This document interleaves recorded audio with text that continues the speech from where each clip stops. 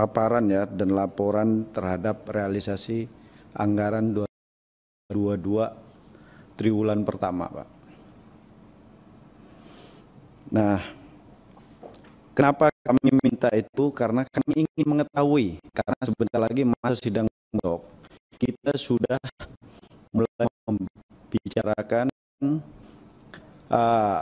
pagu indikatif awal untuk anggaran 23. Kita reses mulai besok, mulai lusa, tapi masa sidang depan sudah mulai, Pak. Tuh.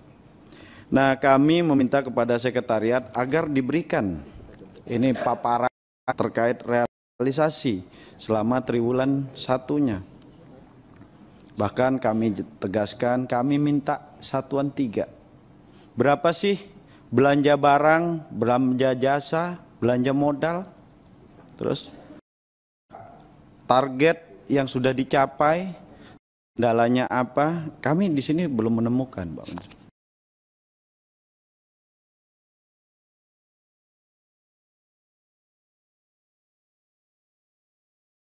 Hanya belanja rutinnya kami enggak. Kami hanya diberikan masih satuan 2. Kan?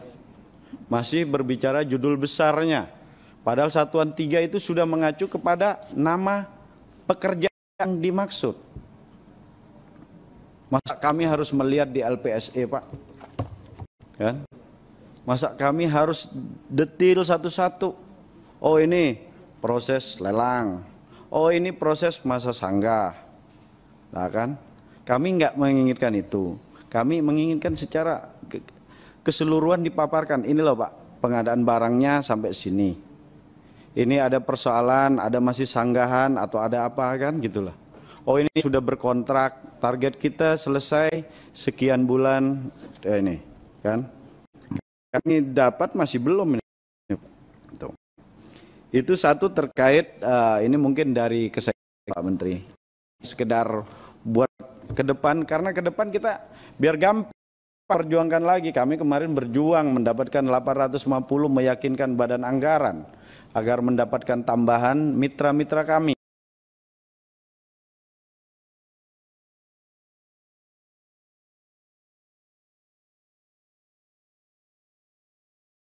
Dirjen Anggaran bahwa Kementerian SDM perlu tambahan yang cukup banyak lah, akhirnya disetujuin 850. Maka itu kami harus pertanggungjawabkan. Memang betul putusan Mahkamah Konstitusi terkait DPR dilarang untuk masuk ke dalam satuan 3. Tapi itu di dalam proses penyusunan, Pak. Tapi kalau fungsi kami, fungsi pengawasan, kami boleh. Kalau kami nggak tahu ke satuan 3-nya, gimana kami mau mengawasinya? Kan? Kalau nyusunnya ya betul.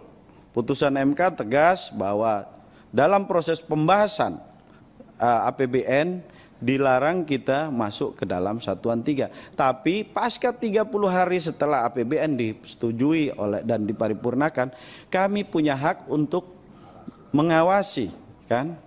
Realisasi ini udah lebih dari 60 hari kan dari ini kan. Jadi kami mohon supaya kami diberikan secara detail. Terus yang kedua terkait ini, Pak, kemarin beberapa hari yang lalu mungkin Pak Dirjen Minerba mondar-mandir ke sini kan, masalah entitas, masalah carut marutnya apa namanya pencabutan 2078 itu sekarang udah mulai banyak keberatan, Pak, kan.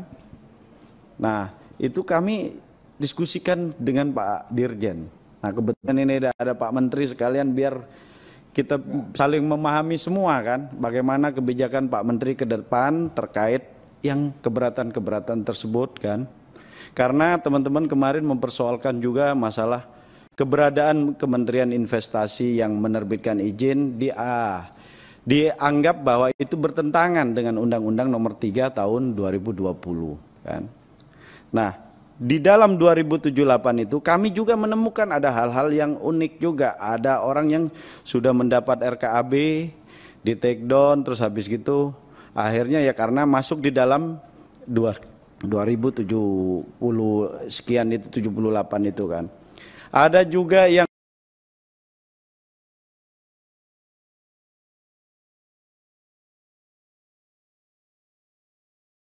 lead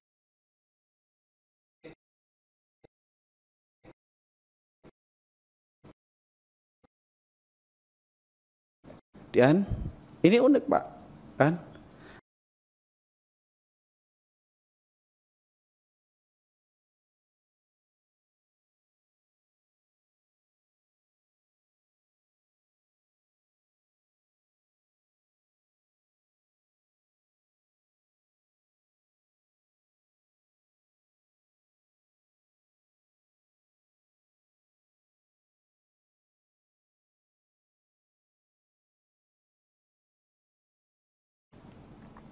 Ini aneh nih, kan? Bahkan ada penolakan dari Kementerian SDM 2021, kan? Awal 2021 untuk masuk ke MAM dia ditolak. Namun karena RKAB-nya persetujuan dari provinsi, nah ini kan kita harus ini dalam nih Pak. Karena ada satu apa namanya?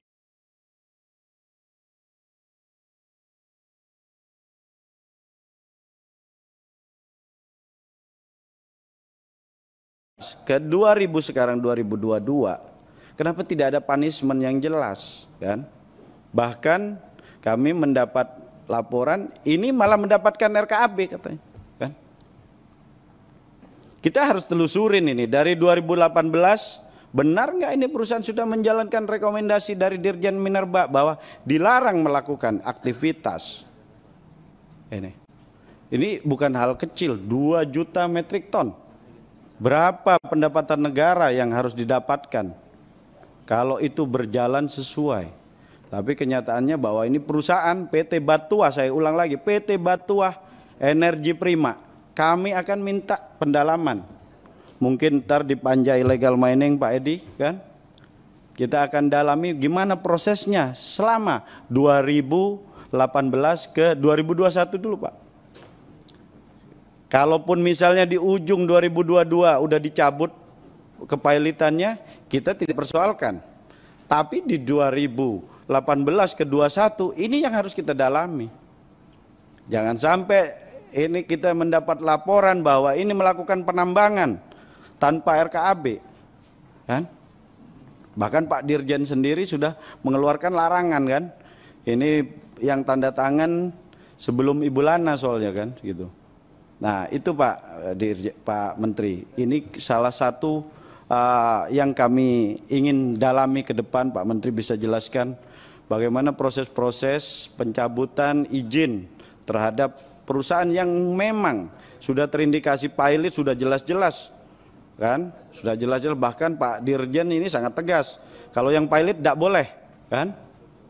Nah, tapi selama sebelum proses ini jauh banget soalnya nih, 2018 ke 21 Pak. Ada sekitar 4 tahun. Infonya ini masih beroperasi, kan? Kami akan telusuri ke lapangan, kami akan cek siapa sih di belakang orang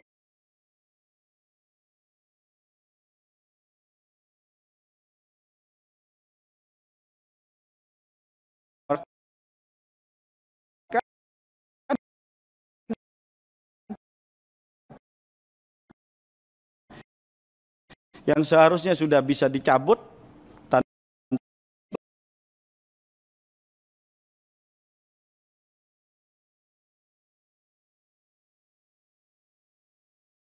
tanpa tahu Pak apa sih masalahnya di ini, kan?